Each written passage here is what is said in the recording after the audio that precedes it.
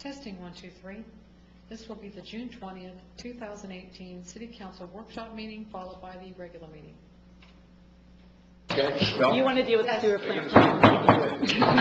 good evening, everyone. I'd like to call to order a City Council workshop meeting, June 20th, 2018, approximately 6 p.m., for a presentation on infrastructure needs. Thank you, Mayor. We wanted to have basically just a overview of our infrastructure needs and some discussion of what possible funding sources we will be proposing to you down the road. So I'm going to go ahead and invite whoever the first presenter is. It's going to be Alan, and he's going to go over our roads, sidewalks, curbs, stuff like that, before we talk about stormwater. Okay? Good evening, everybody. See, I thought Dominic was going to be here. He said he was going to be here last night. I just sent him a text.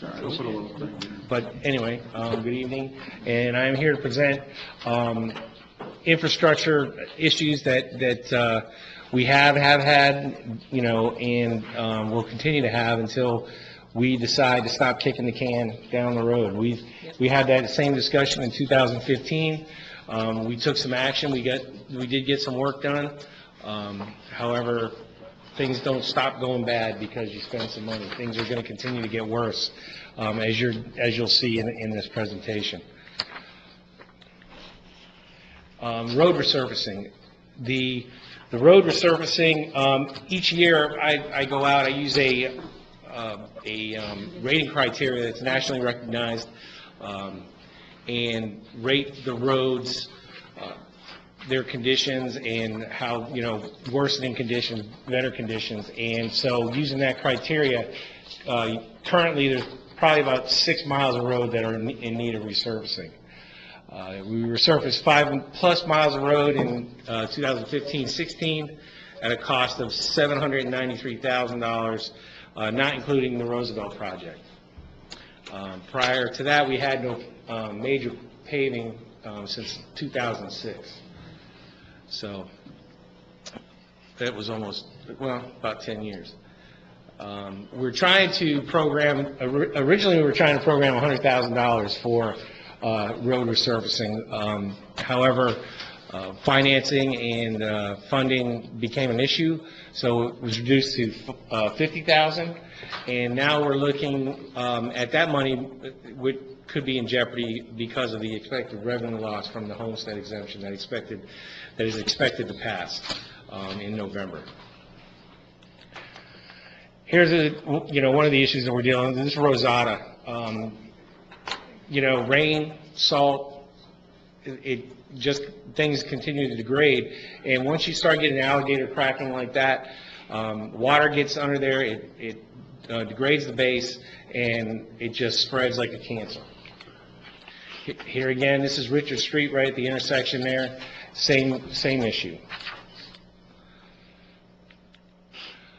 You can see down Rosada where in that valley gutter there, both sides, there's been multiple patches there, so this is a nonstop issue. Lynn Avenue, one of the worst streets. I know, Mark, you're familiar with Lynn, very familiar. Spent some time there. We've done a lot of patching there. Here, this is the corner of Rosada and Lynn, which we've patched many, many times. And again, down Lynn, as you can see, all of the block cracking and alligator cracking. Here's some of the courts off of Greenway and Ocean Spray. Again, in bad shape, just falling apart. The rain that we've been having lately is a real factor in the degradation of these roads, because the water sits and gets underneath the asphalt and, like I said, degrades the base, and therefore we end up having issues. So these are the streets that we've identified through the rating system. There's probably a couple more that could go on there. Last year we did identify Park Avenue as being one of those roads. However, Park Avenue, via the rating criteria, does not fit into the immediate needs category. It's actually in pretty good shape compared to some of these other streets. There are options. One of the options is a rejuvenation process. You know, once you pave a road, like the road we just paved, you know, we go in there in 4 or 5 years, we hit it with a rejuvenation, and, which is recommended, you know, 2 times during the life of the road. You do it at like 5 years and then 9 or 10 years. And it increases the life of the road by about 10 years. Probably more for our roads because they're not as traveled. So, you know, we get a little bit more life out of them. It's an relatively inexpensive process at $12,000 a mile compared to resurfacing at $120,000, you know, dollars a mile. So, you know, that 9-year period where you're not having, you've kind of saved some money not having to repave the road. You know, you buy yourself some time. I was figuring if we programmed $17,000 a year to rejuvenate 5 miles of road every 4 years, the ROI on that, return on investment, would be about 80%. This process is used by a number of other local municipalities, Cocoa Beach, Rockledge, Cape Canaveral, Cocoa. They've done it for a while. The only reason that I never really looked at it is because, first of all, we never had any money for paving. So the roads that we have weren't really eligible to be rejuvenated because they were too far gone. So the money that we could save, we saved to put away to resurface. However, that money disappeared too after '08. So, you know, we've been, like I said, kicking the can down the road. Curbing is another biggie. You know, we get calls all the time about standing water in the gutters and the curbs, and, you know, there's only so much money to go around and so much you can do. So, you know, during the last paving project, we replaced 10,750 feet of various types of curbs. That was at a cost of about $272,000. We went out to try to cut some of those costs, and we replaced about 1,000 feet on our own to try to get out in front of it. But, you know, that's just a dent in it. So currently, we went out and surveyed the worst areas, and there's almost 14,000 feet of curb that is in need of replacement. And 5,000 feet of that is on Park Avenue. The road is okay, but the curbs are in bad shape, and I'll show you what I'm talking about. Here is one of the valley gutters, and after a rain, or even after, you know, people are using their sprinklers a lot, you see standing water along Avocado, on Magnolia, these areas, because the gutters have sunken to the point of no return, actually. So they need to be replaced. Park Avenue, here's a classic. The cracking that you see on the picture on the left, it goes down the middle, parallel to the street, which is very unusual for curb. Curb normally cracks perpendicular to the road. So we were trying to figure out, why is that cracking like in that direction? And the only thing that we could come up with, and you know, David probably has a better idea, but that maybe they used sulfur water to mix the concrete back in the day when they did that. I don't know, but Park Avenue, a lot of gutter on Park Avenue looks exactly like that. There's a lady that has called from the Panhandle that owns the house on the right, complaining why her gutter looks like that. Well, you know, you're not alone, you know, and so if we fix that, the people across the street, you know, so where does it end? Where do you stop? Where do you begin, you know? And here's a couple more examples. You see the standing water and then the alligator cracking. Adjacent to that standing water on the picture on the right, you know, you have standing water. The water is going to, again, get underneath the asphalt and degrade the base, and then you're going to end up having the cracking. There's more. Okay, now we move on to sidewalks. That's a big subject too. Back in 1999, there was this Citizens Ad Hoc Bicycle Pedestrian Committee that looked at the sidewalks in the city. The network made recommendations on how the sidewalks should, all come together and meet, and actually, we have worked very diligently to meet all the priorities except the Park Avenue, which they wanted a sidewalk going from A1A to South Patrick on Park Avenue. That was a third priority, but Park Avenue being such a small street with a little bit of, little less right-of-way, it would be probably a 4-foot sidewalk, but it does need a sidewalk. With the, when we did the Cassia project, we built the 8-foot pedway and the 7-foot pedway on Roosevelt. We did that project. So as you can see, we're trying to move to more of a complete streets type method, I guess is what you call it, of building sidewalks so that they're multi-use. You can ride a bike, you can walk, you can, so there's plenty of room to do what you want, and I kind of smile every time I see, especially during school, when before and after school, how many kids use Cassia now that didn't use it before that pedway was there. When they had to go along the road, parents wisely wouldn't let their kids go back and forth to school on bikes. But now, a great deal more kids use that sidewalk.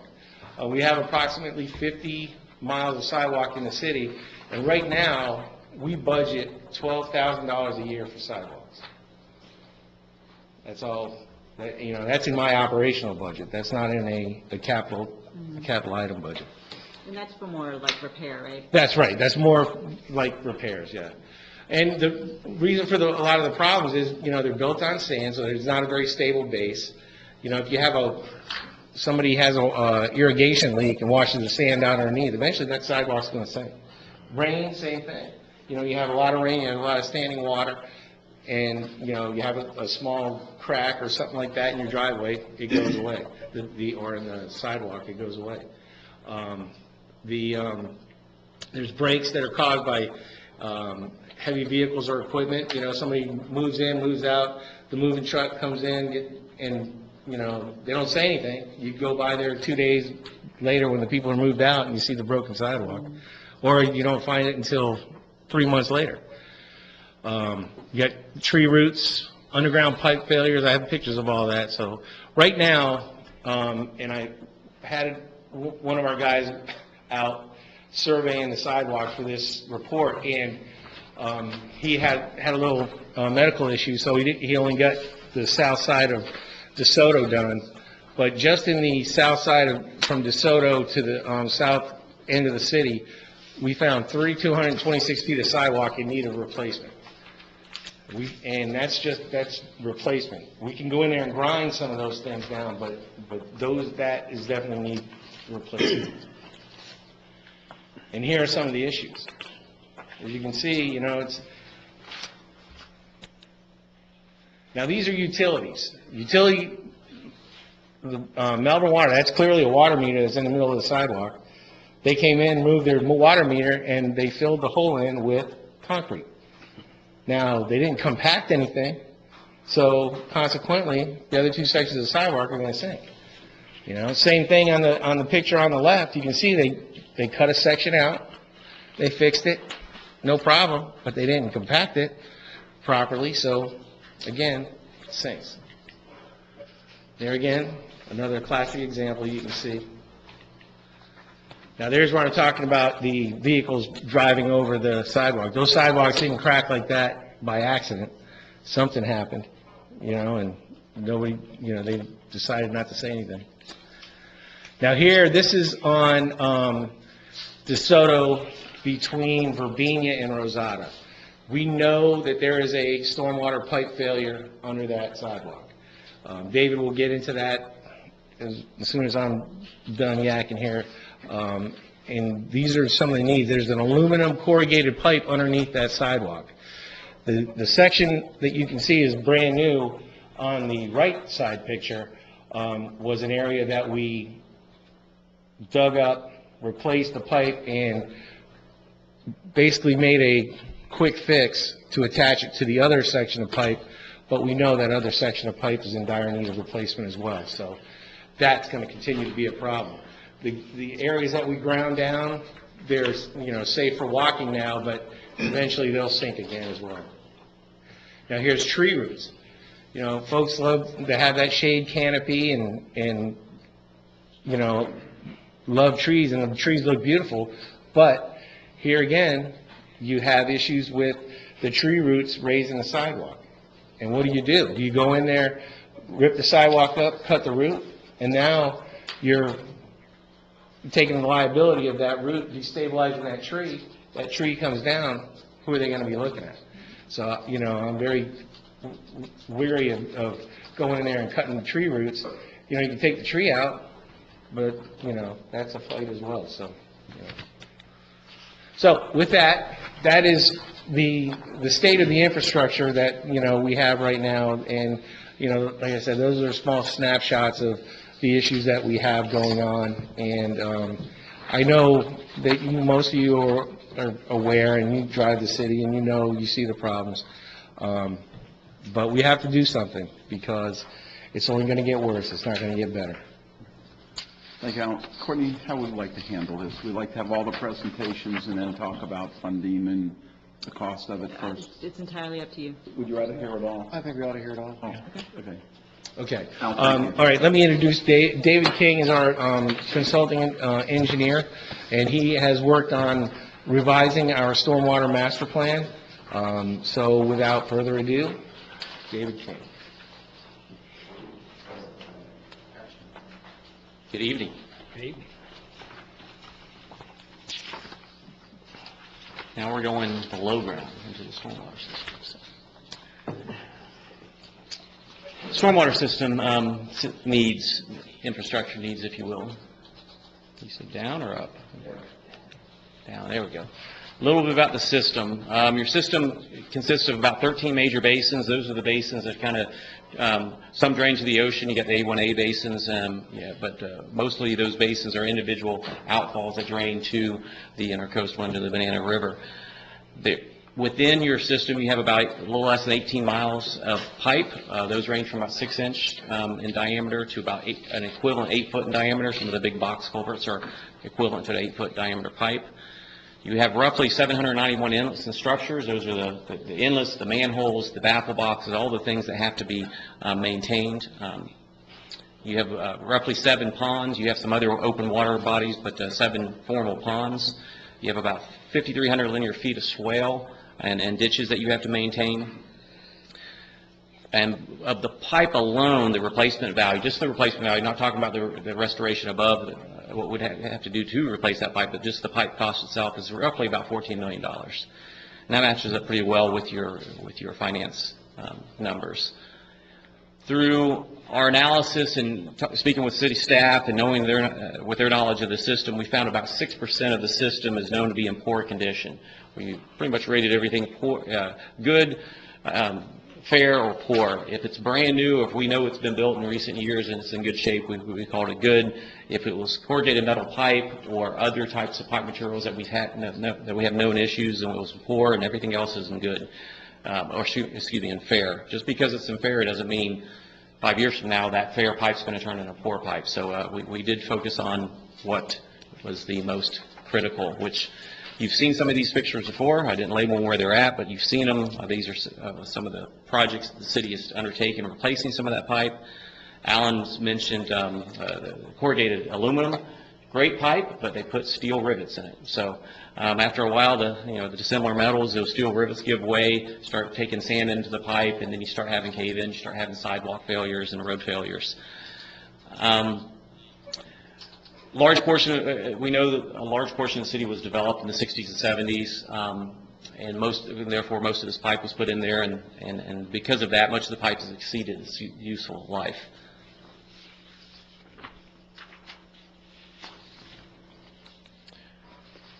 There's 3, let me back up a little bit. We recently updated, as Alan mentioned, the stormwater master plan. In 2001, you had the previous consulting engineer do a stormwater master plan for the city, and in 2011, we did a stormwater quality master plan kind of update, and that was to focus on the BMAP and trying to reach your pollutant removal goals. And with this update that we're now finishing up, we focused on really three main needs. The first one being BMAP compliance. Of course, the BMAP was established in January of 13. You have 15 years to comply. All the city, along with all the other constituents, all the other entities, if you will, that drain into the Indian River and Banana River Lagoon, were given pollutant load reductions. The table on the right is out of last year's report. They're doing, DEP's doing the annual reports update of where we stand. That's out of last year's report. And as of last year, you were 20%, 27% of the way there with your nitrogen removal, and 30% of the way there with your phosphorus removal. The image to the left is, it's kind of difficult to see, I apologize, but that's their map that, again, is out of their annual report, and each individual dot is a project that the city has undertaken and has gotten credit for. So, you know, if you can see the map better from where you're sitting, you see a lot of the dots are around Cassia. We know we spend a lot of time and effort in along Cassia, but in the coming years, we're really going to have to work on some other areas, and we know we're tackling some of those now. One thing that it's worthwhile mentioning, the BMAP compliance, and of course, with the Save Our Indian River Lagoon funding and the credit system that you get from that, what hasn't been put into the Basin Management Action Plan annual report is what the target is of that funding. Because, you know, you could do some simple math and say, okay, if we're getting $400 million a year, and of that, you know, $100, $150 per pound of removal, and all the money spent wisely, and the projects are being built, and you get your fair share of those credits, your target will be lower, basically. You're going to get credit from all those projects from around the county. So I think going forward, it'd be worthwhile to run those numbers and see what our new target is, because again, the 27 and 30% towards those goals is towards the total goals, and that's assuming that if you were doing everything yourself. But we know the county as a whole is working together through the new funding. The second concern and need that we focus on in the Stormwater Master Plan update, of course, is flood alleviation. One of the biggest things that we're combating with that is sea level rise. We know we've had king tides. We're going to have earlier king tides this year, which is going to be interesting. But we also have the long-standing sea level rise. The intermediate estimates are 8 inches in 2040 and 13 inches in 2070. Image to your left, of course, is out of some previous presentation that you have seen. Everything in green is kind of that low-lying area. Much of the city is low-lying, definitely sensitive to sea level rise, king tides, and all those things. Because when the rain comes, you have what's called a tailwater condition. That water's trying to get downhill. That water on the downhill side is higher than it normally is. It's only going to get so far before it backs up. So, and the third. Can you read that? Yeah, don't expect to read this either, but you'll have Stormwater Master Plan update. But if you had really good eyes, what you would see is that from our update, we've recommended 33 projects with a total cost of about $6.8 million. At this time, we're suggesting a 10-year implementation. That can be flexible. Because of what I mentioned with the BMAP and the goals and really where that target's going to be at, we didn't focus on trying to hit a target on the pollutant load reduction. We really looked at trying to address issues around the city and take opportunities where there's opportunities to be had in the city with projects. And then hopefully lower the operating costs by replacing the bad pipes, getting pipes out of rear yard areas where you can't maintain it. With our estimated projects and 10-year implementation, we're assuming about 25% of it, and you all have done better than that in previous years, it could be funded with grants. Again, all these are small on the screen, but I will go through them. We've been maintaining citywide stormwater maps for a number of years, and it's kind of broken up by 3 areas: the north area, central area, and south area. So I've kind of described this accordingly. In the north area, we have the North Drainage Basin, and we also have the Roosevelt Drainage Basin, or the 2 major basins. The The south-based housing is mostly all private. The island basins, if you will, are also private. So again, we focused on the North Drainage Basin and the Roosevelt. The projects we're proposing in here is on the North Drainage Basin. There's some opportunities to do inlet baskets where we capture some of the pollutants before they get into the stormwater pipes, and then the outfall, the fairly newly constructed outfall for the North Basin is to put a BAM of bioabsorption media, activated media filter on that to treat that base flow, because now the focus in Brevard County is, because of the studies, is that not all the pollutants actually in the Banana River, approximately 70% of the pollutants come from the groundwater. So yes, we want to treat the stormwater, but we also want to focus on stormwater, groundwater. So one of the ways the groundwater gets into the Banana River is through our pipes, because we do have exfiltration pipes during times of high water levels. Those pipes actually take in water and short circuit water to the Banana River. We want to treat that water. So the North Drainage Pipe is one of those locations. We also proposed a few projects around the Schechter Center. The Schechter Center parking lot itself could be revamped in utilizing low-impact development and green infrastructure techniques to have some bioswales and some other things. The city-owned property across the way off of Jackson Court, we had already conceptualized a treatment system over there.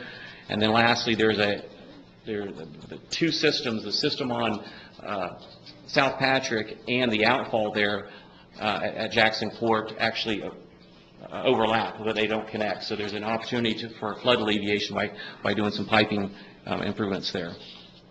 And then we've also proposed some interconnects between the basins, because sometimes one basin will act like the Roosevelt has a big outfall. It's one of the smaller basins. So during certain storm events, we can utilize that larger outfall by allowing some interconnects to operate between the basins and allow and improve the flood alleviation.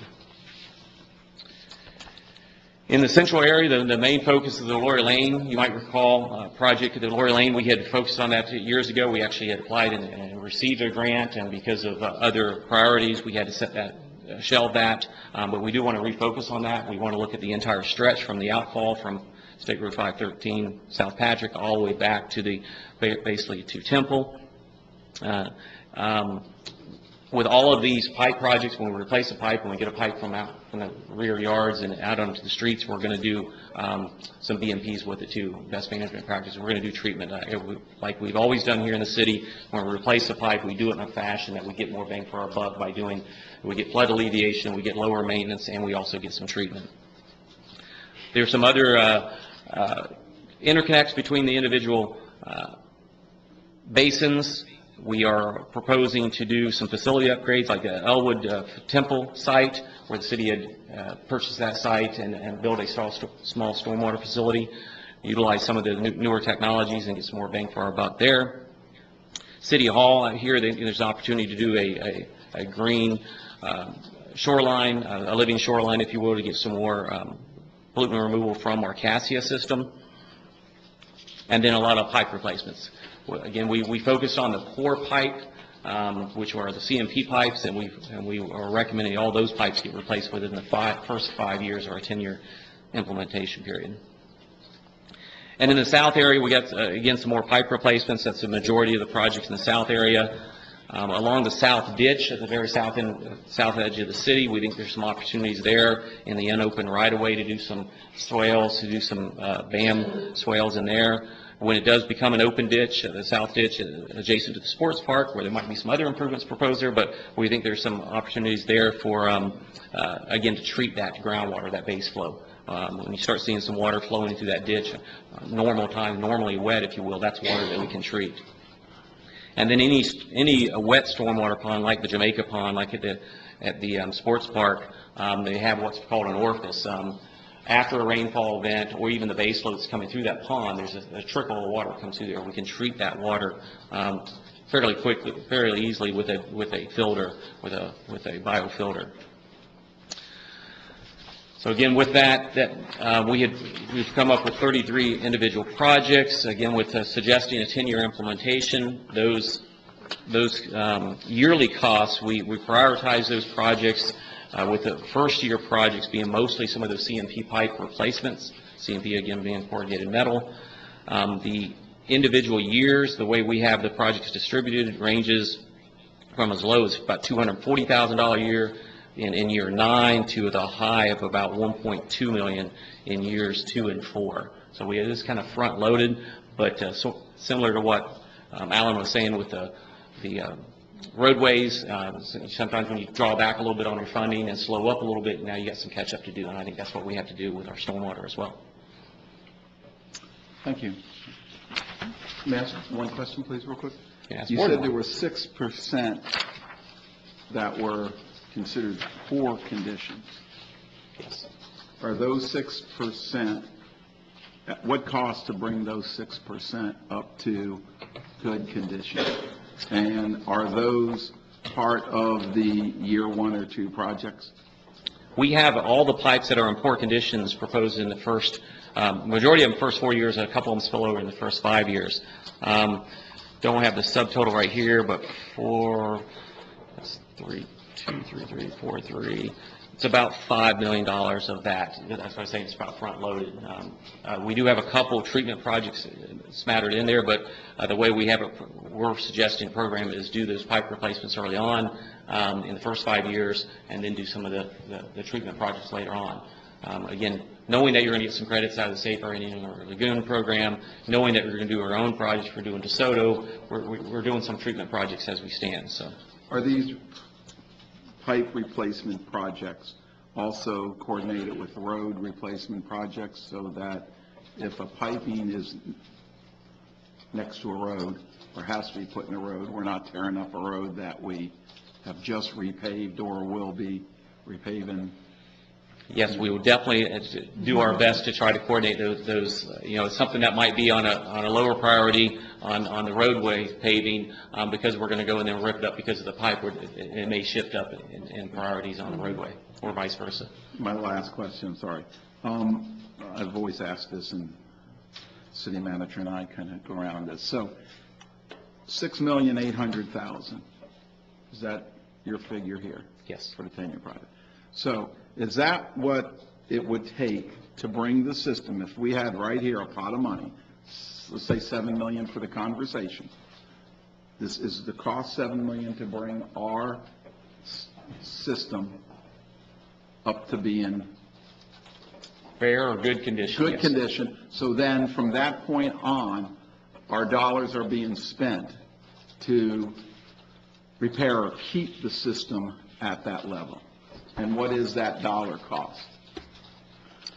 Or is that something that really is? No, that's something you should consider. I mean, again, if we have about $14 million of value out there in the system, and again, that's just the pipe replacement, not talking about the restoration above it, and a typical pipe, we hope it's going to last 50 years. You can divide that, you can do that math, and that's what we should program. And that's what we're suggesting in our stormwater master plan update too. Is yes, we need to play some catch up, but there is a certain amount of program, and in that a yearly programming of funds that needs to be thought of for just keeping up with places. So as those fair pipes are going in poor condition, you're keeping up with it, and currently you're not programming sufficient funds to do that. I guess that's my point. I want to make sure we have sufficient funds so we're not having these huge dips. And so, that's kind of where my thought process is how do we get to there logically, or how long is it going to take us to get there? And once we're there, can we maintain that? I mean, 2 years ago, we raised the fee, and there was a lot of, we were very nervous about that, because the fee was, what, $42 a household? I think it was 50. It was 65. $65 a household, and we raised it to $104, and we thought we could, we program what we told you we were programming into pipe replacement. The problem is that they're bursting faster than they're not bursting, but, degrading faster than we had originally expected. So I would say, what we've done here, or what David's done, is provided, okay, here's your catch-up to get what we know right now is the poor pipes. But understand that without taking a camera down every single pipe in the city and understanding exactly what condition all of them are in, we're making some assumptions here, and so tomorrow, that a fair pipe can become poor with a storm event that shifts sand or, pushes the water through to the point where it, bursts a seam or whatever. So there's so many variables that today, what we know right now, this will put our stormwater system into a fair or good condition within 10 years, and barring that we have no changes. But I can guarantee that we will be back with David in 5 years to update this plan, and we will have hiccups throughout this time period on something pops up, and then, that's where we were with road repaving. That's another great example, is we thought we were going to put $100,000 a year in road repaving, but every year, an air conditioner has gone out at Schechter Center for $265,000. Facilities keep breaking down. So we're running out of that, funding source. So that, yes, this plan is going to put us in a fair and good condition, but if anything changes, it can change tomorrow or the next day. We don't, that's something we can't tell.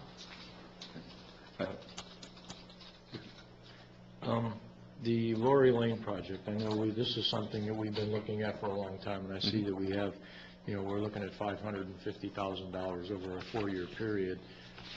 When we're looking at this project, is this split up the way it's split up so that we're going to be doing it in segments? Is that how we're proposing this scenario? Yes. At this time, it is a very large undertaking, like you said. It's about I have it split across 4 years, actually, starting from previously we were starting from the east end, looking at the east end, because that's really where some of the worst pipe is. But in hindsight, it doesn't bite until you get to the very end and get to the downstream side of it fixed. You don't start seeing all the improvements. So we're actually going to propose to go from the other direction and work from west to east and do it across 4 years. And we could accomplish it faster, but why we had it spread across here is we have to try to spread that money across the years and not spend too much and be able to do some other things, if you will. So there's probably some cost savings if we combine, we did it in less than 4 steps, but yeah, we do have it $550,000 across 4 years. I look at the number here, and this is a third of the $6 million that we're looking at. And, and Frank alluded to the fact that, we have fair pipe out there, and Courtney touched on it too. We don't know where in this time frame those fair pipe are going to go from.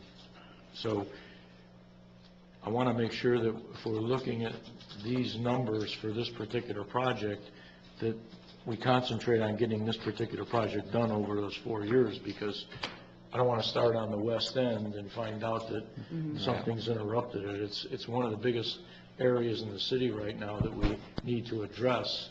So, I'm comfortable with how we're doing it. I just want to make sure that we proceed, doing it when we get into it, because like Courtney said, there's going to be other things that are going to come up.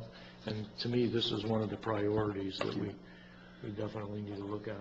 I agree. A question on that, because to me, Lori Lane is just a section of it, but isn't Lori Lane Glenwood trunk line also?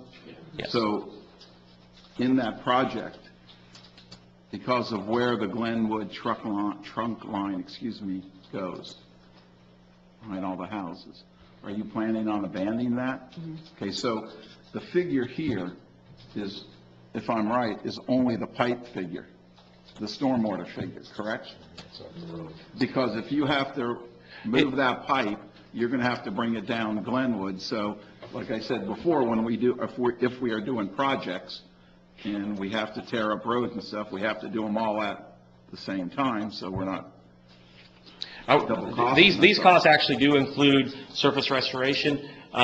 Now, it doesn't include, if we're on one side of the road and we impact, one of the lanes and we repatch that lane, it doesn't, these values do not include, well, let's go ahead and bite the bullet and do the whole road type of thing. So that's where the two programs might need to intertwine, if you will, so that makes sense. That's if you're impacting the road. So sometimes if there's enough right-of-way there, and you're boring in, there's no real impact to the surface of the road, you know. So There's that- always going to be some surface impact, but these costs, like I was saying before, the $14 million is the pipe value alone. If you tried to replace $14 million of piping, it'd cost you twice that much because you got all the surface restoration.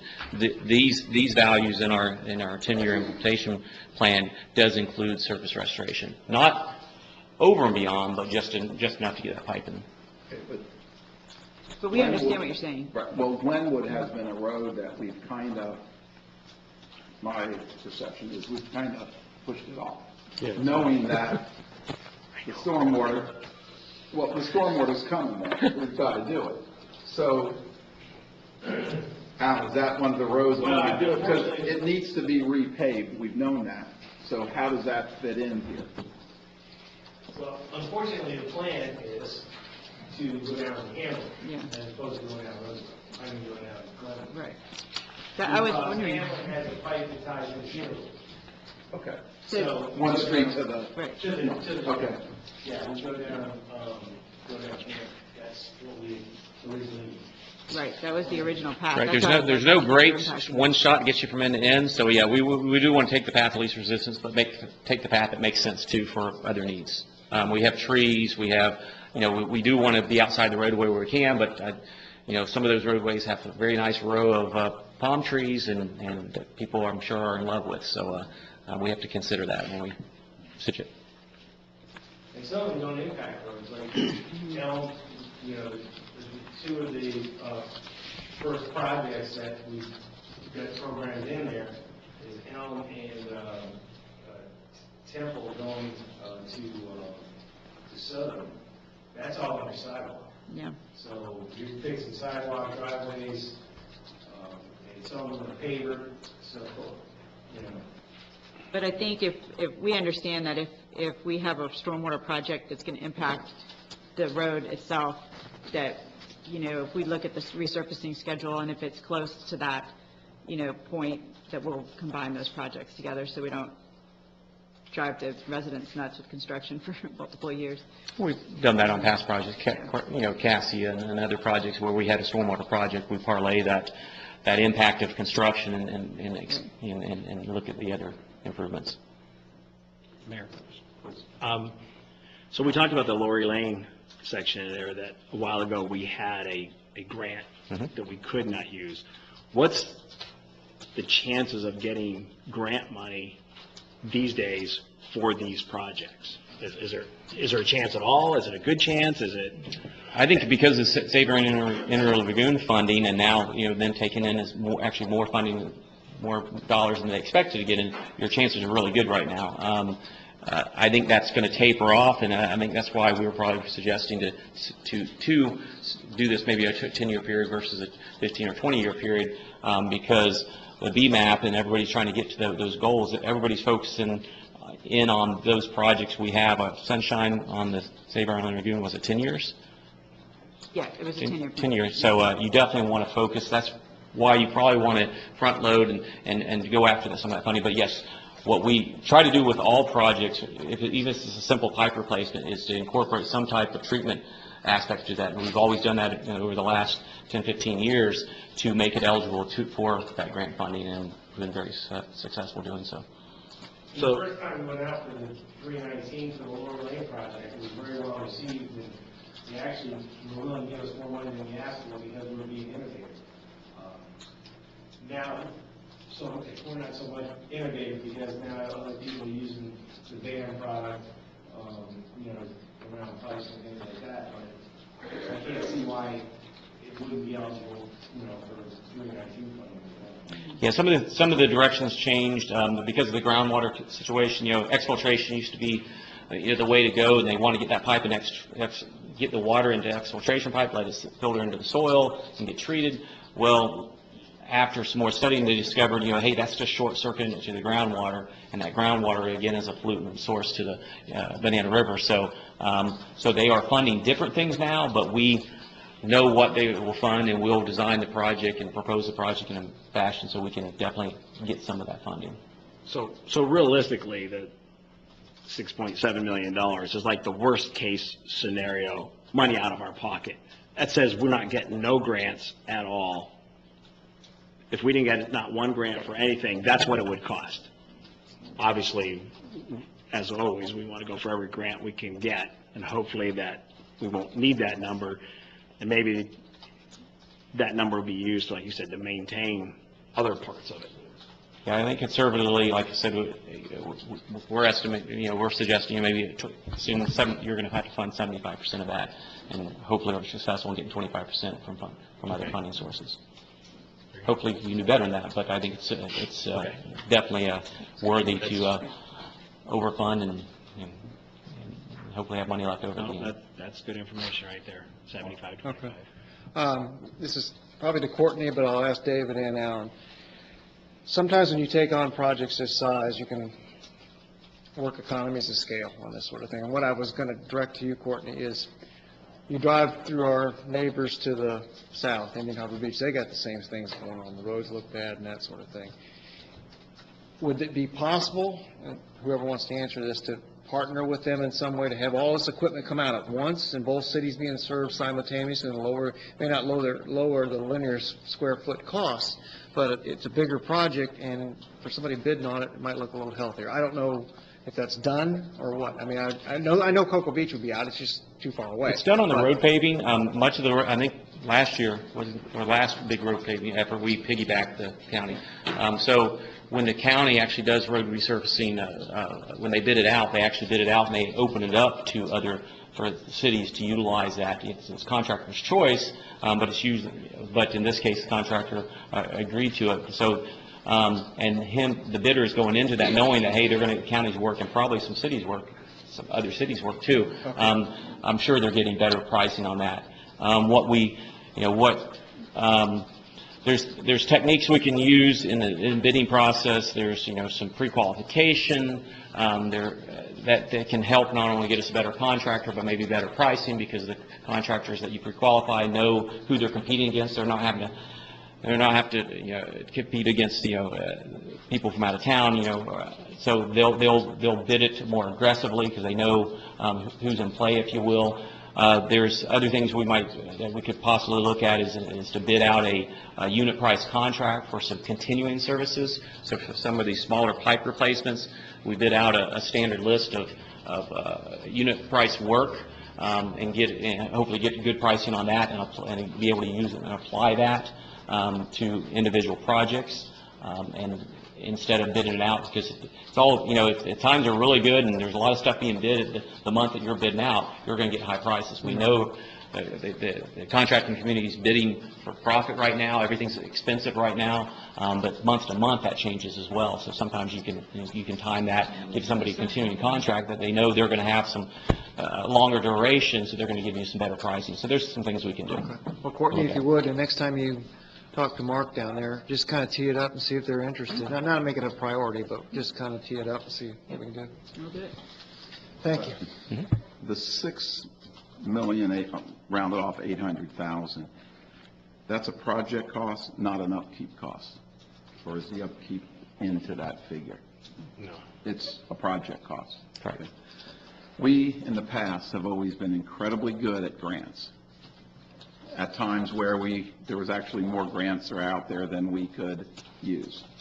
And my feeling is, this is a lot of money to take on by ourselves. You have the lagoon portion, but I would, in every way we could, reconstruct the grant program a little stronger to see how much else is out there on federal and so forth, because we're usually pretty good at this. $20 million, right? $20 million worth. So, back then I remember us saying, we can't use it all. It's no use to get a grant if it really doesn't have a worth to it. It seems like here we're going to be mandated on a lot of the nutrient load stuff in 10 or 15 years, wherever we're left on there, and we need some help with it. And I think we go out and really press. And if this can be compressed because the money is there for us to take, my feeling is to do it. It's got to be cheaper now than it's going to be in 10 years. Yep. Well, we're talking about resurrecting our old grant writer for the stormwater fund, for the stormwater specifically. But one thing we have to be careful of is is being able to actually complete the project with the people that we have here. So even though a contractor's doing it, it's still a tremendous amount of work on Public Works Department when we have a construction project like that. They have to address the residents' needs and the phone calls and the notices and the bidding process and so on. And, you know, sometimes we have to finance these projects, so it's a lot of pressure on City Hall. So the way this is laid out is something that we can actually handle. So the likelihood of us pushing up the timeline is pretty slim. And some of the grant funding too, there's no such thing as free money anymore. There's always some strings attached. Many of the programs, like the DEP 319H program, it's like a science fair program, if you will. They want to know pre and post data, so there's always some lead in and some tail end work too.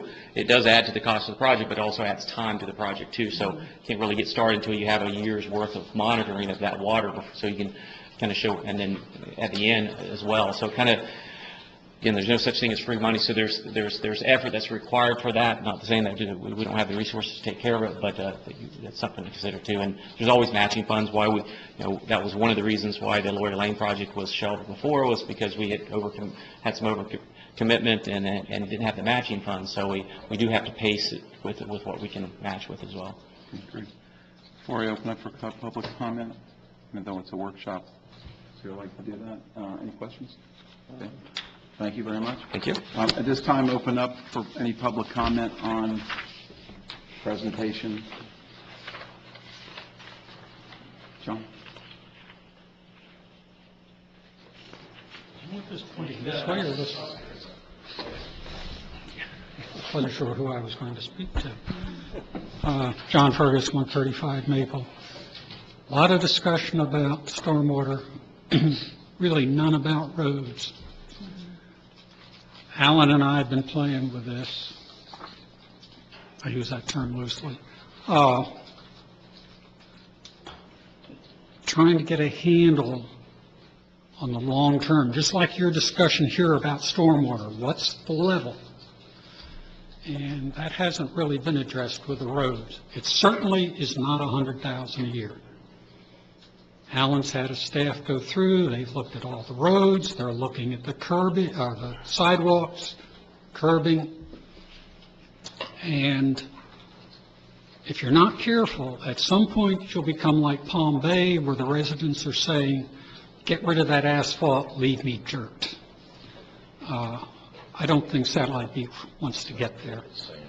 And so really, in fact, yesterday, Alan and David were talking about kind of how you get to that point.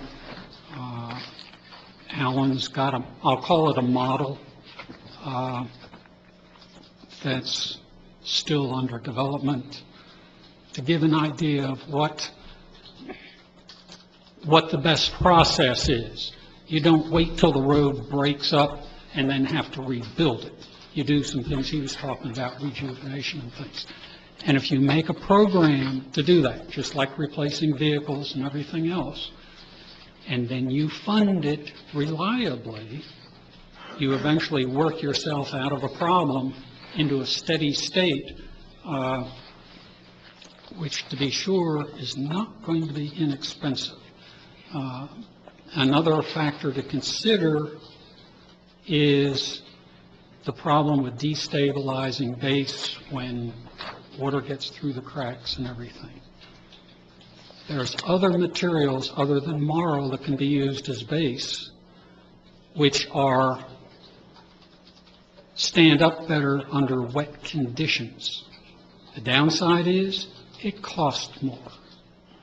But if you look at the difference between the cost and how long it will last under these conditions, it may be well worth it, especially when you're considering with rising sea level, you have a rising water table.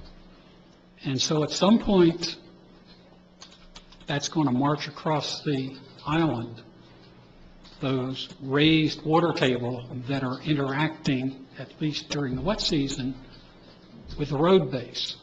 And if you don't pay attention, you're going to find you go down Temple right now, just south of Maple, there's an area there that's a little bit corrugated. That's because there was standing water during a wet period, no big hurricane that caused that. So you need to do with roads, you need the same mindset with roads, kind of that represents the discussion you had with stormwater. Yep. What's the long term and how do we get there? Thank you, John. Public comments still open? Hearing no further public comment, back to council. Any further comment? I have one night. Just going back to sidewalks, Alan, we talked about how much we already have and how much needs to be replaced. Is there any need for, other than what you talked about, Park Avenue, for more sidewalks? I just say that, are there residents asking for any more sidewalks anywhere? Is there a need somewhere? How strong is it from that point of view? Is just, because I know everything we really kind of talked about is what we already have, and that we need to fix, replace, and maintain, and we did, and the third option was park. But we didn't really say, oh, and we need 10 more miles of sidewalks. Everything north and south, east and west is connected. So you don't need to put sidewalks on the side streets, and when you go to get that, sometimes you run into more problems than the work. So, I think, as I mentioned before, the 1999 ad hoc study was done in conjunction with a Bus and Meyer study earlier than that, of sidewalks in the city. And as I stated, all of those sidewalks have been built with the exception of Park Avenue. So I think we're in a good place. We haven't had anybody really complain that they want to have a sidewalk down the road. And I get that, because there's like two camps of that. I know there's a whole bunch of residents who don't want no sidewalk anywhere near their house, That's the thing and I is, get that. We get requests for Park Avenue sidewalks, and if we, at the point where we resurface that road, we'll look at that. But I can tell you, the minute you start meeting people and they realize, that they're going to have to move that tree, or, how close it actually, we put the sidewalks to the edge of the right-of-way, and a lot of residents don't really understand where that right-of-way line is. And when they realize that, they're like, wow, this is kind of close to my house. So many times they turn from wanting them to not wanting them. And I agree with Alan, a lot of the areas that need sidewalks have them already, in my opinion. And I think putting them on streets that aren't widely traveled with cars is sometimes just a waste of money, because, there's many streets in our city that you can walk on the street without feeling unsafe, because this just doesn't have the traffic that, a Roosevelt or a Cassia or a Jackson Avenue has. So Park Avenue would be my only, last remaining area of the city that I could say, maybe we should really look at that. But again, it wouldn't surprise me if we got to that planning point and they said, no, we don't really want that. Which I think the same thing happened with Roosevelt, right? Some people really wanted the sidewalks there, and then when you finally put the sidewalks, some people were like, There's still maybe people not mad at us for that right. project, yeah. Okay, I'm good with it. Like I said, we didn't talk about that, so I just wanted to make sure we addressed that. But I see more people walking on Roosevelt than I Never has before. I agree. I did want to just clarify that you will be getting a presentation from the Budget Advisory Committee on July 3rd. One of our members is actually here tonight, so thank you for coming. They did recommend to approve the stormwater rate increase, so we will be presenting you a budget with that in there. That is largely to address this particular plan. If you're looking at the roads, we're going to show you some options on how to address that with the capital improvement plan, but that largely depends on your millage rate and how you're going to handle that. So that's something you'll need to start thinking about as we move into the budget approval process. Thank you. Any further comments? Yes, sir. Okay, at this time, thank you very much. I'll adjourn the workshop, and we'll give it 5 minutes, and we'll start our council meeting.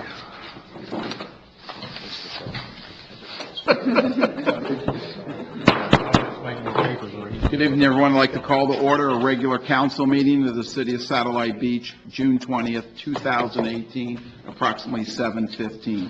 Please join Councilman Osmer for a moment of silence and the pledge. Stand and join me in a moment of silence, please.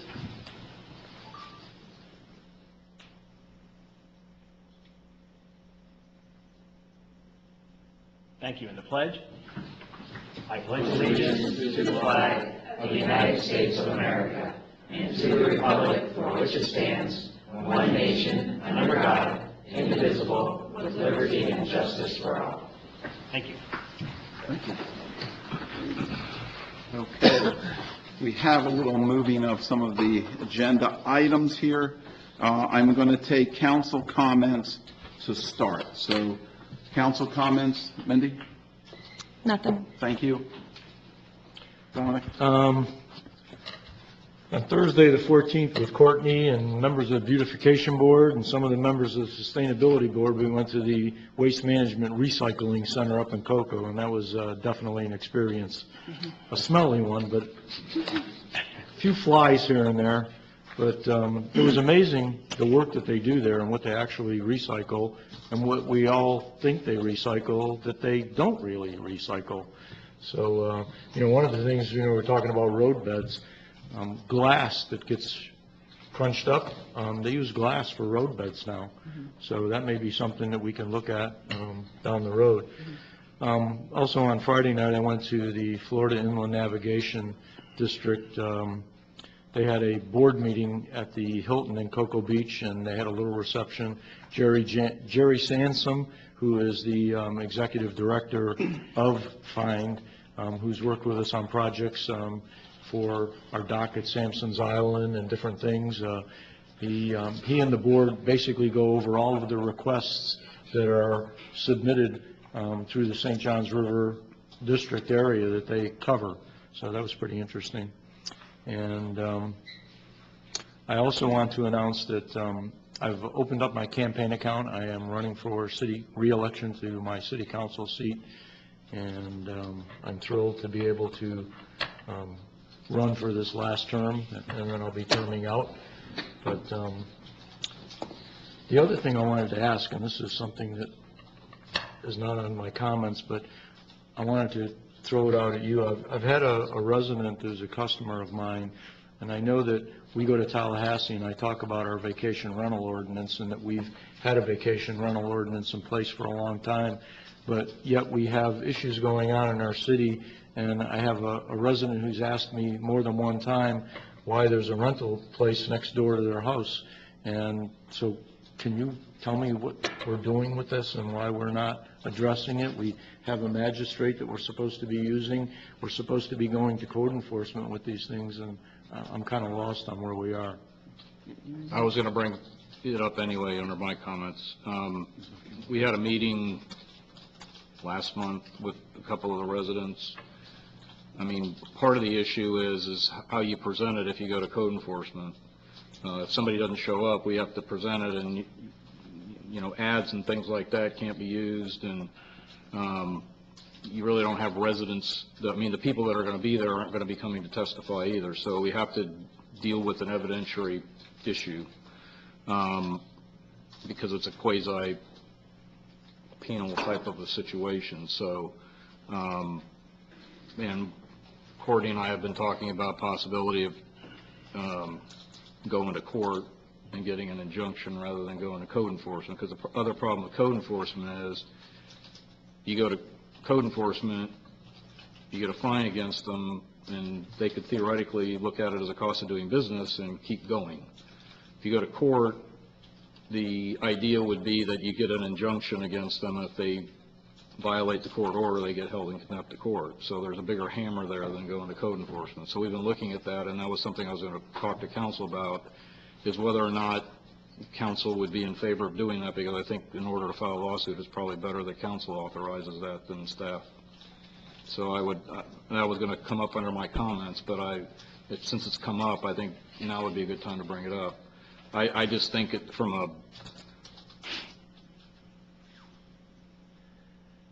from the resolution standpoint part of it, I think you're going to get more of an impact early on in the process too if you go to court. So, I mean, it'll be my recommendation to do that. Otherwise, you're in the same situation you have I hate to bring them up again, but the Gershes, because they appealed everything and they, various and sundry things like that. So, I would just think that it's a better avenue to deal with this issue. Jim, since you were going to do it under your report, can we get the council comments and then we come back to the report and repick That's that fine up with me. just to keep flowing? Is that all right with Yep, everybody? that's fine with me. Okay, thank you. One more thing I had too. I'm not sure exactly what the position is, but for those of you who don't know, Courtney has been appointed to, Or nominated. or nominated to be appointed to, The State Emergency State- Response Commission yeah, so I thought that was kind of neat. To the what? by the Florida League of Cities. Oh, okay. I thought that was kind of neat to be able to share with council and our residents, so congratulations. Hopefully your nomination will whiz through.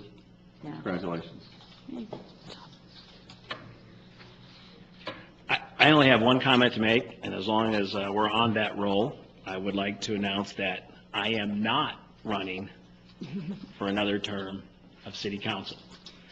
It does not mean I'm going away and you won't see me. I am sure you will still see plenty of me around here, but in light of, let's just say, future plans, I am not going to run for another term. That's where I'm going. Does that mean you're running for governor? In all candid, just to be candid, let me just put it to you this way, and I think my wife explained it best. She said, as you keep going up higher in politics, the closet search for skeletons goes back deeper, deeper, and deeper. And it was just kind of explained to me that, you know what, you just may not want to go that far to really find out something you forgot in the pillowcase that's in the bottom of the closet. So no, I'll just stick with supporting my city and staying here. That was spoken by a true politician. It took you that long to say no? Yeah. There's good reasoning You got for a it. future, bud.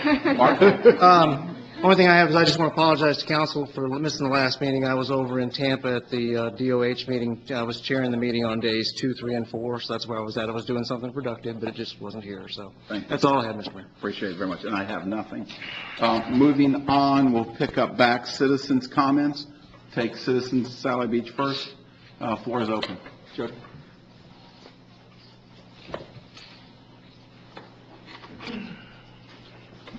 Good evening. I am Jody Rozicki. I am a resident of Satellite Beach. I am a mom of 4 school-age children, longtime teacher at Surfside Elementary, and I also intend to run for city council in November. I'm very excited. I love our city. I'm a cheerleader for our city, and I want to see Satellite Beach continue to be a place where progress prevails, just like our motto states. So, thank you. Thank you very much, and great Thanks, luck. Jody. Thank you, Jody. Podium still open? Public comments? Hearing none, close the citizens' comments portion. And I'll bring it back to, at this time, agenda item 7, discuss, take action on resolution 1002. Jim?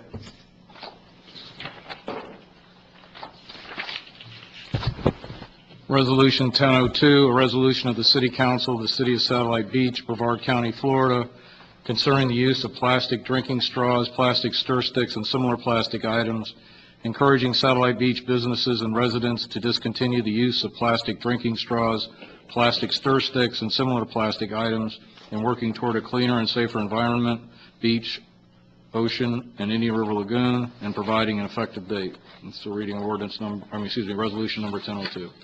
Thank you. Make a motion to adopt resolution 1002. I have a motion by Vice Mayor Montanaro, second by Councilman Breimer. Discussion by council? I would just like to say one thing only because I got a question asked about this. I know this is a resolution, and I had a resident ask me, why doesn't the city just outlaw using plastic straws, stir sticks, or whatever in the city? So I thought I got asked a question, so I just, We've been asked the same thing, and right now, we always like to start out with education and trying to get people to do things on their own rather than force their hands. And interestingly enough, the restaurant community has really got on board with this movement. So you see local restaurants like Long Doggers, Sun on the Beach. I mean, I could just go on and on. Most of them have now started with straws upon request only. Some have eliminated them completely. And you have various organizations like Keep Brevard Beautiful, Surfrider Foundation, and Brevard Zoo, all focusing on trying to curb the public's demand for single-use plastic straws and cutlery at, at restaurants. So considering that there's so many people already, or so many restaurants already jumping on board, is there really a need to ban something when people are already looking at doing it themselves? So. And the second part of that I got asked is, so it kind of goes on, is I got asked again, are we ever going to stop the plastic bags? Unfortunately, on the state level, local governments are preempted from adopting any regulations, not even just banning them, but we can't even adopt any regulations regarding single-use plastic bags. So the state preempts us from doing that. On that, whatever happened, Jim, wasn't there a case down in Coral Gables or Coconut Grove? Yeah, actually. Has that been resolved? I actually talked to Nick about that when we were talking about this resolution.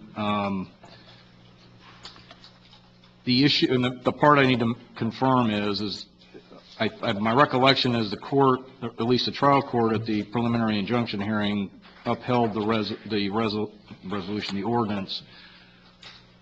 The issue that I remember from the case had to do with the fact that they were interpreting something that's only applies in Dade County. They have a different charter than everybody else does, and I could not remember off the top of my head whether that's what the basis for the order was. But I'm going to the seminar, and municipal attorney seminar in 3 weeks, I guess. So I told Nick I'd give him an update when I got back from my seminar. I'd really like to know the plastic bag avenue. Yeah. I mean, where does that stand? I know you said the state says we can't, but obviously there's... There's a special issue with them. They had regulations prior, and they were sent to court by, if I'm not mistaken, the shopping industry. Yeah. That took them to court. So they were challenged before the plastic bag preemption.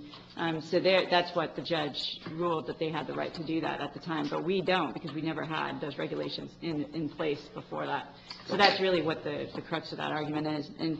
And just to bring those two together, the plastic straw initiative, I mean, obviously the issue of plastic waste is much broader than plastic straws. But plastic straws are so easy for people to let go because they're really not all that necessary. So, it may not make a real big dent in the plastic ocean issue. What it's doing is really bringing an awareness of what that problem is and giving people an avenue of how to curb at least one thing at a time. So we're hoping that the attention of the plastic straws and everybody's willingness to jump on that bandwagon may bleed into the plastic bag issue later. Thanks, Mark. You kind of hit on what I was going to say, and it's the awareness thing that we're doing here, which I think is a really good thing.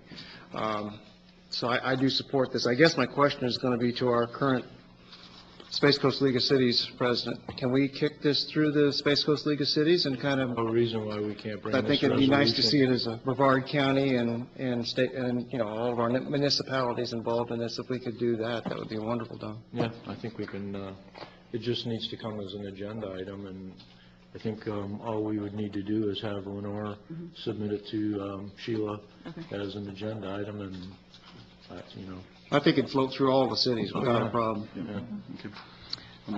Yeah, I mean, I support this, and I support the fact that we're not trying to go directly into banning something, because you know how I feel about the banning, and I think that this type of a motion to do this works so much better, and it's better for the local businesses. We're not forcing them to spend money unnecessarily. It's like you start with the plastic straws and you move into we still want to see styrofoam go away, but we're not forcing anybody to get rid of styrofoam, but we're leading by example with the city, which is something we should probably have. We got rid of the plastic straw, do we have any plastic straws or stirrers in the city right now? I don't know. We might, if we do, maybe lead by example in that way. So I like this. This is good. Thank you. Any further comment? Before I open up for public? At this time, open up for public comment on agenda item 7. Floor is open. John Fergus, 135 Maple. I'm a member of the Sustainability Board. This has been discussed quite a bit, and I think you've all touched on the key elements. Education, lead by example. If you recall, when we wanted to get rid of Brazilian pepper and Australian pine, the city didn't go in and ban them until we've gotten rid of everything on city property. And that took a 5-year period, as I recall, before we actually implemented the ban. And that's kind of the same thing here. Lead by example and educate and just nudge folks. Some of it's generational. So what the kids in grade school today grow up with becomes more normal when they get older. And so you're just following the tradition that the city's followed for decades at this point. So no reason to say no. Thank you. Floor is still open for public comment. There are no further public comment. Bring it back to council. I have a motion and a second. Further discussion? Hearing none, Lenore? Councilwoman Gibson? Yes. Councilman Osmer? Yes. Councilman Breimer? Yes. Vice Mayor Martineau? Yes. Mayor Patino? Yes, motion passes. Thank you, staff. At this time, I need to move on to agenda item 10, resolution 1003. We're time sensitive on some paperwork that needs to be signed. So, Jim?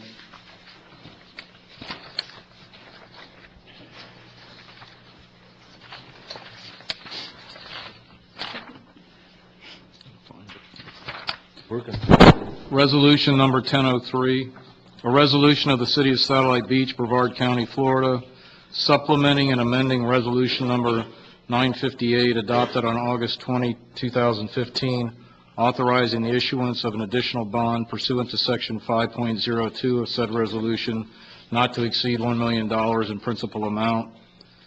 City of Satellite Beach, Florida Utility Tax Revenue Refunding Note, Series 2018, the 2018 note, for the purpose of funding the exercise by the city of its option to purchase the city's fire truck under a master lease agreement and refinancing the 2017 City of Satellite Beach, City Satellite Beach, Florida Utility Tax Revenue Note, and paying costs of issuance for the 2018 note, providing for the payment of the 2018 note from pledged funds on a parity with the outstanding City of Satellite Beach, Florida Utility Tax Revenue Note, Series 2015, establishing or providing for the establishment of the date, interest rate, interest payment dates, provision for redemption, and maturity schedule for such note, delegating certain authority to the mayor or vice mayor of the issuer to award the sale of the bond on a negotiated basis within certain parameters set forth herein, designating the comptroller as paying agent and registrar with respect to the 2018 note, designating the 2018 note bank qualified for federal income tax purposes, authorizing the proper officers of the issuer to do all other things deemed necessary or advisable in connection with the sale and delivery of such note, amending resolution number 958 by amending the definition of additional project to include public safety vehicles and providing an effective date. It's a reading of resolution number 1003. Thank you. Questions from council? Motion? I'll make a motion to adopt resolution 1003. A motion by Vice Mayor Breimer, Vice Mayor Montanaro, second by Councilman Breimer. Yes. Okay. Discussion from council? At this time, open up for public comment on agenda item 10. Hearing none, bring it back to council. So Courtney, we're just consolidating some notes for a cheaper interest rate. Correct. Better interest rate and a 5-year payment term, smoothing out the balloon payment of the Jackson Avenue. Great, thank you. Any further? Yeah, just to clarify, this was something that we talked about in April, that, you know, we were looking at moving forward, and we directed staff to come back with this, so this isn't something that just happened tonight. And we are, based on this, it's 51,400 of savings overall in interest. So, I mean, that, anytime we can save money, man, it's the way to go. And thank you, staff, for coming Yeah. up with this. Great. Okay. Lenore? All right, great. Councilman Gibson? Yes. Councilman Osmer? Yes. Councilman Breimer? Yes. Vice Mayor Montanaro? Yes. Mayor Patino? Yes, motion passes. Thank you, staff. At this time, because of the nature of this particular item that we just voted on, we all need to sign some paperwork, so we're going to recess for, how much we need? 5 minutes. We'll recess for 5 minutes to sign the papers, and then we will be back. Reconvene the city council meeting approximately 7:45, excuse me. Moving on to agenda number 5, city attorney's report. Jim? Okay, the only item I have is to go back to what we were talking about earlier. At this point, my recommendation will be to file a civil lawsuit to seek an injunction, and I think it's probably more appropriate for council to approve that than staff. Do you want consensus, or do you want a The motion? vote would be good. Probably a vote would be better. I'll second that. A motion by Councilman Breimer, second by Vice Mayor Montanaro. Is this for just one particular instance, or are we No, we're doing doing, this no, to it's, move well, forward? and Courtney just said there's a couple more houses that we found out about, or they've recently found out about, so it would include all of those. Okay. You know, if this is what we have to do, then I say we move in that direction, because, we look at what happened in the past with some of these things, and it's easier to just go this way. We've had this ordinance in place for a long time, and it needs to be addressed. I've gotten phone calls from actually residents who live right next door to one of them, and, multiple calls, so, I'm for it. I've read a lot on it from other cities on the West Coast, and I think we just need to do it. Apparently, there is some of the major cities are actually starting to crack down on it, like San Francisco and New York City apparently are starting to do the same thing. There was a thing in the Florida League of Cities clips that come out. Tampa, Orlando, Jacksonville are now starting to realize the same thing, and they're starting to address it also. These are businesses that are operating in residential neighborhoods, and that's basically what they are. And they disturb the residential character of our neighborhoods. Okay. Everybody good? We don't need public comment. Okay. Do we need public comment on this, Jim? You took a vote, yes? We took a vote, okay. At this time, open up for public comment on this item.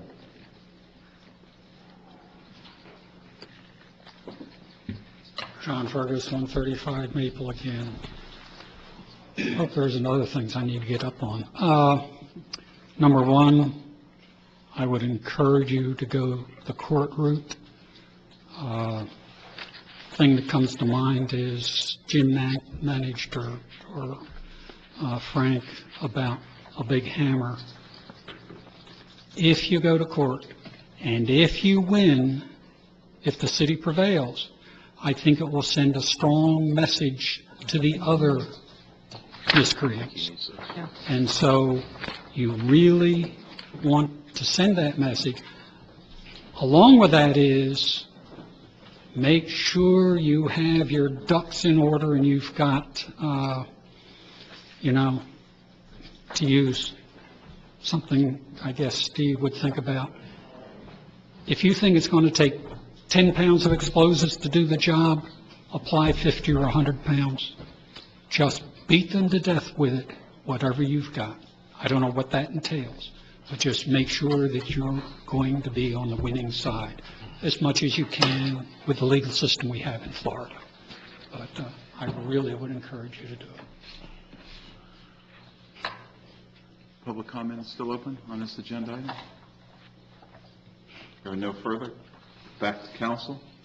Further council discussion? Just have one quick question. It probably isn't something that's important now, but I know that previously in the past, and we probably can't do anything, but we talked about homesteaded individuals being allowed to, is that something that we can look at to do the short term on their own home if they have homesteading? We don't want to change or do anything about that. Well, we can't, because if we do change the ordinance, we will lose our grandfathering status. So unless the legislature ends the preemption, then, yeah, we could do it then. But until then, we have to keep our grandfathering status. Okay. Thank you. Any further? Lenore? Councilman Gibson? Yes. Councilman Osmer? Yes. Vice Mayor Montanaro? Yes. Councilman Breimer? Yes. Mayor Patino? Yes, motion passes. Jim, direction, thank you. Okay, Jim, any other? I don't have anything else. Thank you. Moving on to agenda item 6, city manager's report. Courtney? Thank you, Mayor. The annual 21-day salute to the flag has begun, and so you see the volunteers putting the flags up and down. If you would like to do that, we still need volunteers, and you can sign up for that at the city clerk's office and give us a call at City Hall.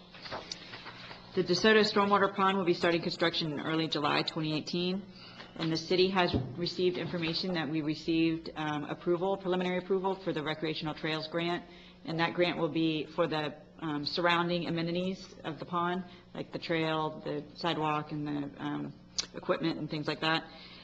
We are now waiting for the state to award the funding and see exactly how much funding we're going to receive. But it was a good news to hear that we got that approval. And I think it was Justina out of our Public Works Department that wrote that grant. So FPL is currently installing the solar canopy at Pelican Beach Park. If you haven't seen the equipment sitting in the parking lot, and this canopy will be adding electric outlets for our park events as part of our agreement with them. So not only will have the new shade for the events, but we'll also have new electricity, which has been a challenge for our bigger events like Ocean Reef Beach Festival. So that'll be solved at that point. A big thank you to the Satellite Beach Lions Club and Boy Scouts Troop 309, Eagle Scout leader Evan Call, and for their installation of that gazebo and pavers out front of City Hall. When we were approving that, I have to say, never in my wildest dreams did I think it would look so good. It looks really good. But it looks so good. And it looks great considering that we're redoing the Civic Center. It's going to be a great addition to that project. So we would like to schedule a ribbon cutting event with the Boy Scouts and the Lions Club. So we'll keep you posted on how that goes. The Florida League of Cities is requesting our city elected officials to begin signing up for their policy committees. There's an online form. If you would like me to just blanketly go sign you up for the exact same committee you had last year, I will be glad to do that for you. Okay, good? I already did mine. You already did yours? Of course you did. You're the good one. The rest, on the other hand, I have to do that for them. So. I would like to remind City Council to make sure you turn in your completed statement of financial interest forms by July 2nd, and please be very cognizant of how you do that and make sure that it's correct. So I'm sure Lenore will go over that with you, but as you can see some of the news, some people are using that as a political ammo, so I'd like to make sure that you do that correctly, okay? Please remember that you will be creating goals for the 18-19 budget, and we'll be asking you to adopt these at your July 3rd, 2018 meeting. So please turn in your goals to me by July 25th, if possible. Okay. I would like to announce that our recycling video from our trip to the recycling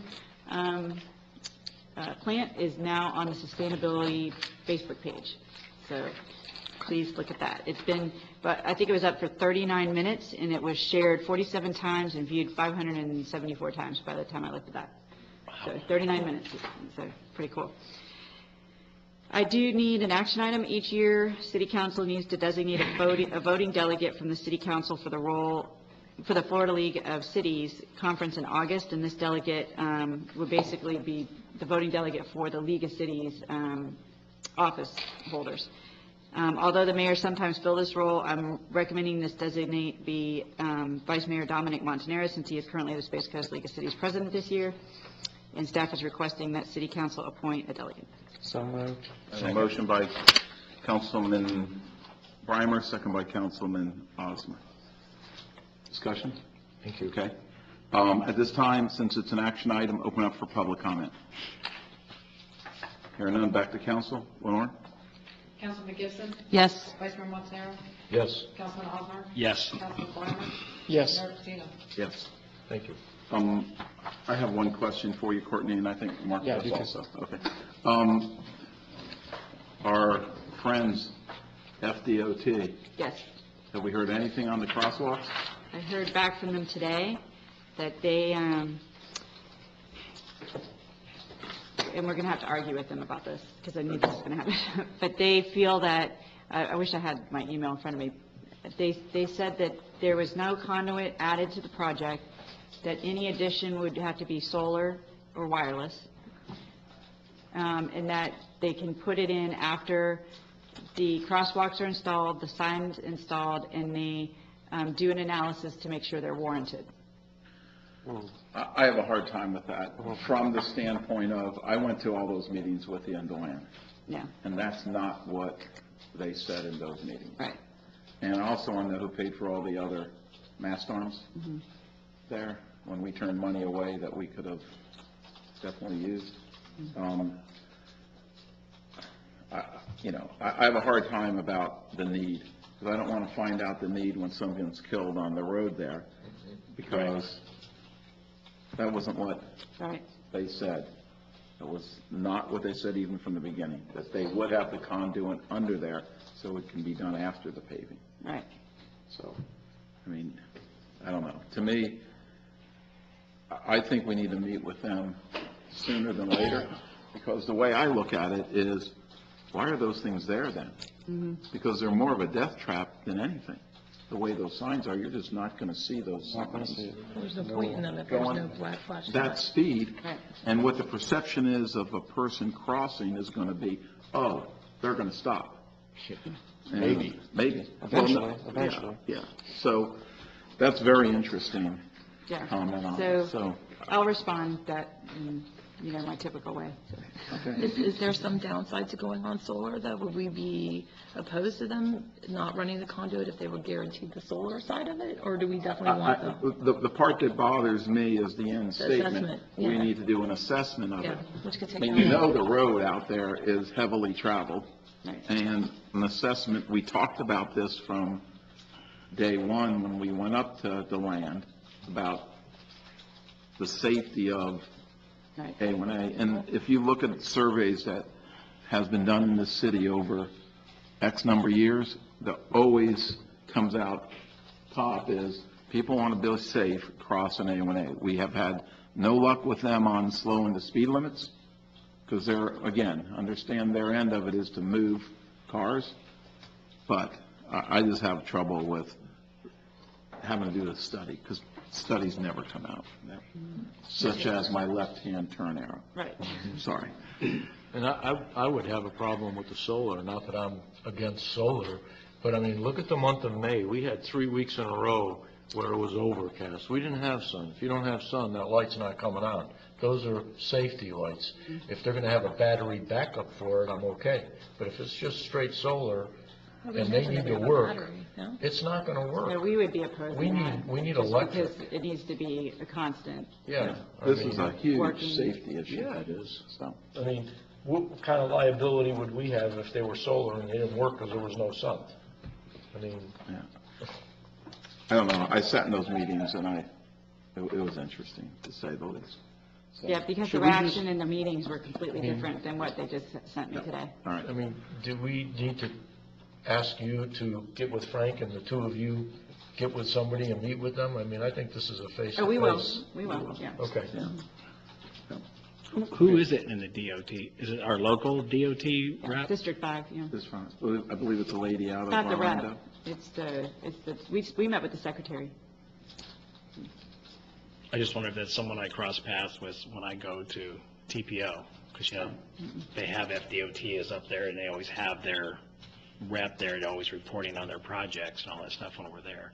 That's like the funding person, they're different than the implementers.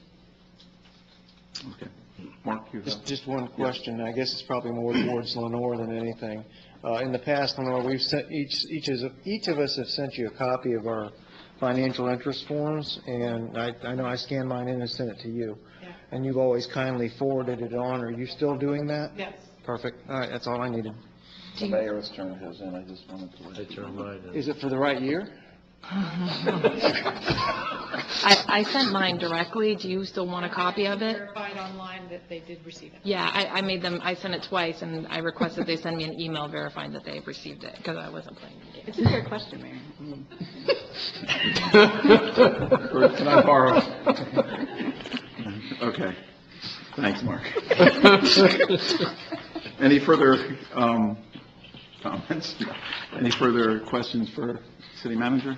Nope. Courtney, thank you very much. Appreciate it. And I'm sure we'll meet on this. Thank you. Okay, that was we're on number 8 now. Discuss, take action on application for Florida Department of Health Emergency Medical Service Matching Grant.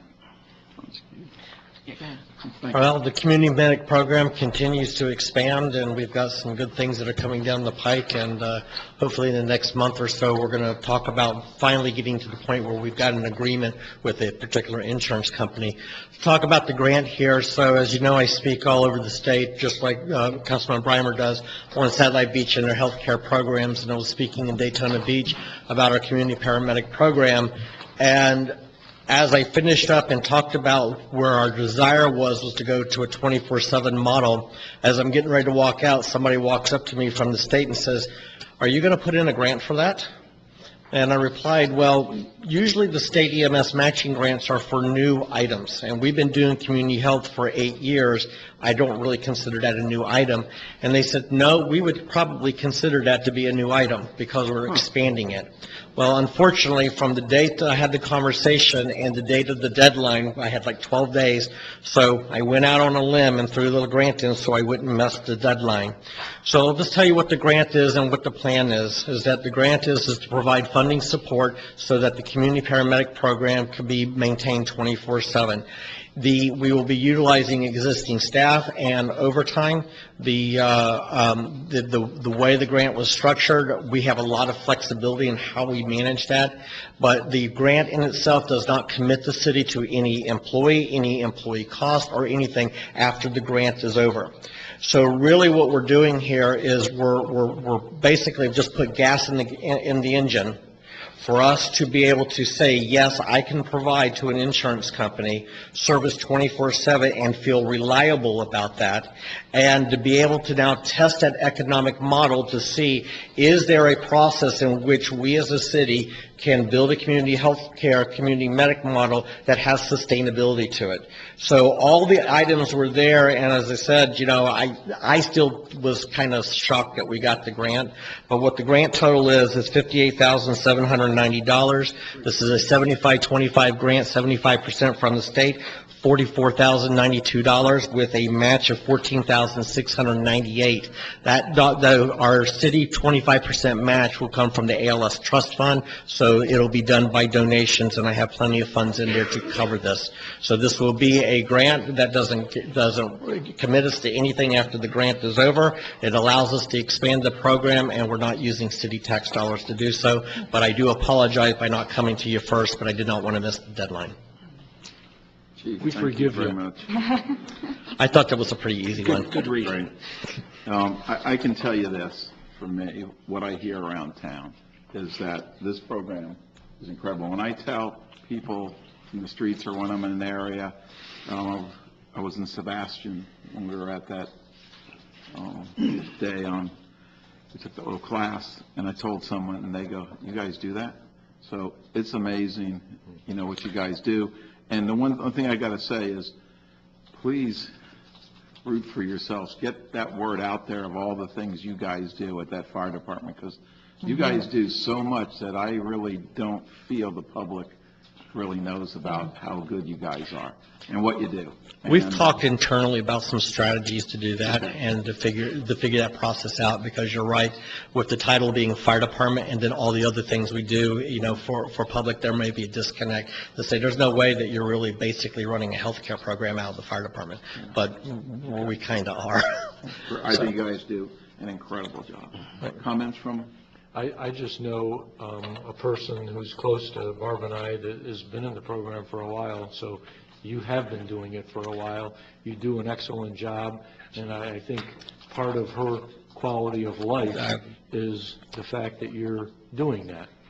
That was actually one of our measurements when we talked about this, is talking about not just quantity, but quality of life and improving healthcare, education, and services. So that was actually some of the words that we used in structuring the grant. Good job. Thank you. Any further comments from council? Do I have a motion, then I'll open up? I'll make a motion to retroactively approve the application for the Florida Department of Health Emergency Medical Services Matching Grant Program and authorize the city manager to accept the grant award in the amount of $58,790, with $44,092 coming from the grant and a city match of $14,698. Second. I have a motion by Vice Mayor Montanaro, second by I was jumping in on you. Councilman Gibson. And any further comment before I open up for public? Chief, thank you. Let me open up for public comment, and if there's any questions. At this time, open up for public comment on agenda item 8. Here.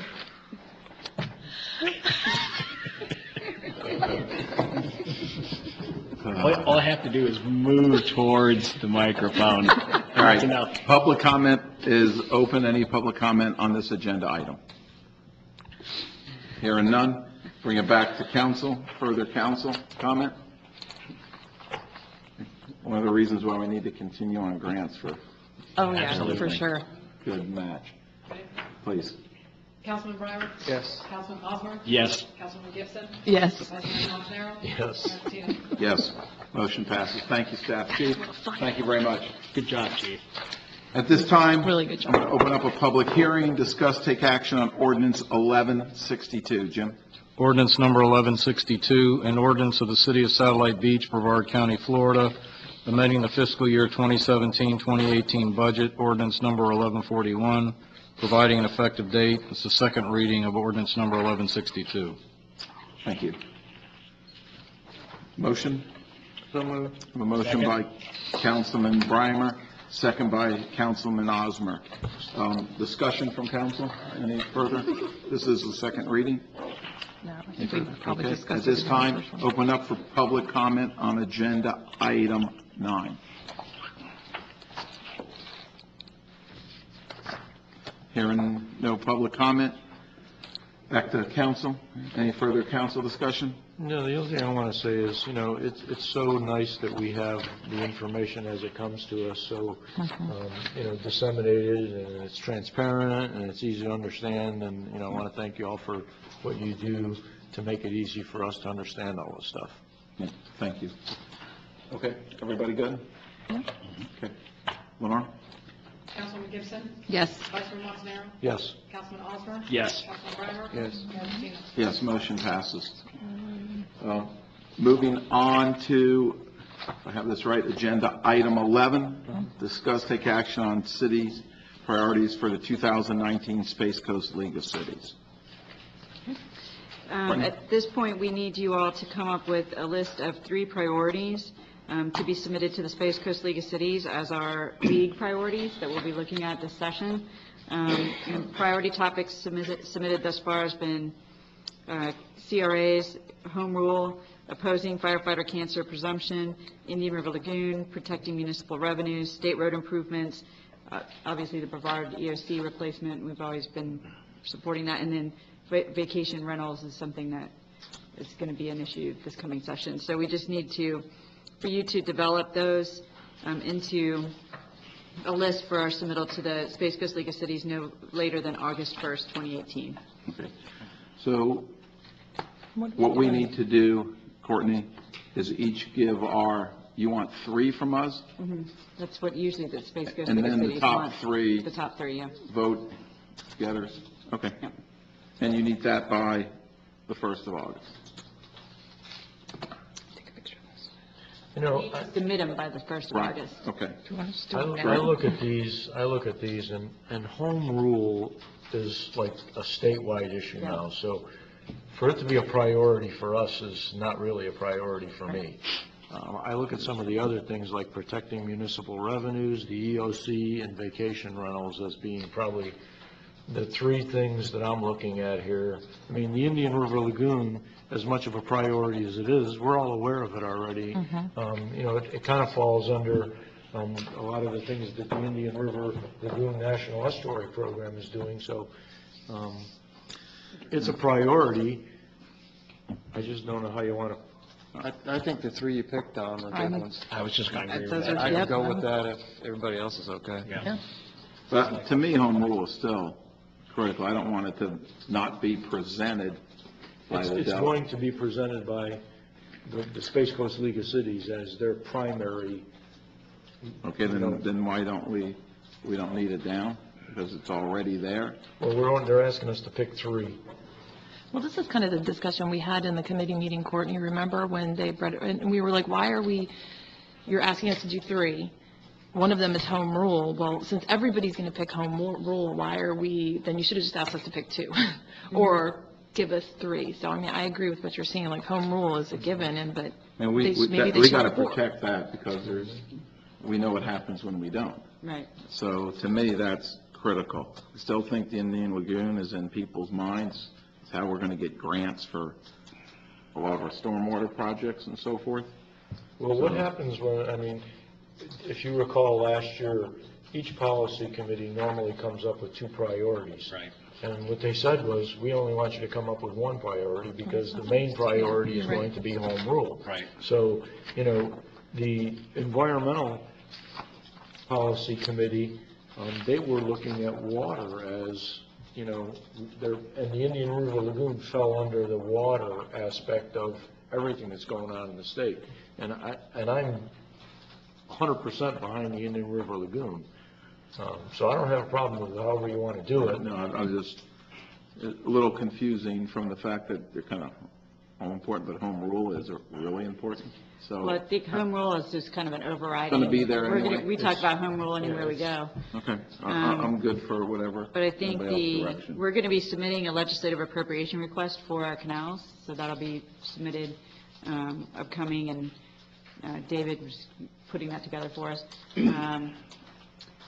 So I'm not sure, you know, and I know that we will be probably statewide be focusing on trying to get that $50 million water bill passed again. So I don't know if you want to make that just a separate, we know we're going to be talking about that when we go out to them anyway. These are things that when you're sitting in their offices, they know their priorities Yeah. for us. They know home rule is, they know the lagoon is, especially when we're sitting with people from our delegation. Dominic, which ones do you say? I was looking at protecting municipal revenues, the Brevard EOC replacement, because that's critical for all of us, and vacation rentals. And these are Space Coast League of Cities priorities that we're putting these toward. Okay. Okay? Is that fine? Yeah. Okay, Courtney, direction? there? Yep, thank you. It's an agenda item, so at this time, open up for public comment. Hearing none, back to council. That's good with everybody? Yeah. Okay, thank Do we you. need a motion for this? I think just direction on it, that it was supposed to be Okay. submitted. Okay? Moving on to agenda item 12. Remember, it's the July 3rd meeting, a Tuesday, not the 4th of July on the Wednesday. You know, when Courtney and I were, Thursday, when we were at the recycling place and we were riding home, you know, we talked about, for those of you who were around on the December 21st meeting, a number of years ago, when we talked about things that were important things in our city, I hope we're doing our due diligence here to let our population know that we're not meeting on Wednesday night, we're meeting the night before 4th of July. Staff does Just that. so that whatever we can do to get the message out there so that we don't have people coming and saying, oh, by the way, Yeah. you know. Yeah, and our budget advisory committee is going to be, right, they're going to be, so they're going to be doing their overview, so I think if we put a Facebook post out notifying people of that, the date change, and then, oh, by the way, this is going to be on the agenda, which you'll find very interesting, and a lot of residents are very interested in the golf cart issue. So, you know, that alone will probably get a lot of people here. Okay, good. And they'll be here, and they'll be on our city's website, so Yep. I feel comfortable with it. Okay? Very good. If you have any other agenda items that need to be, or you'd like on, please see City Manager. Moving on to Agenda Item 13, adoption of minutes. I'll make a motion to adopt the workshop meeting minutes from June 6, 2018, and the regular meeting minutes as submitted. Second. Motion by Councilman Osmer, second by Councilman Gibson. Discussion? Hearing none. Lenore? Councilman Breimer? Yes. Vice Mayor Montanaro? Yes. Councilman Gibson? Yes. Councilman Osmer? Yes. Mayor Patino? Yes, the motion passes. We're declaring a tie. Okay. Any further business before council? Hearing none, everyone, thank you, staff, thank you very much. Meeting's adjourned.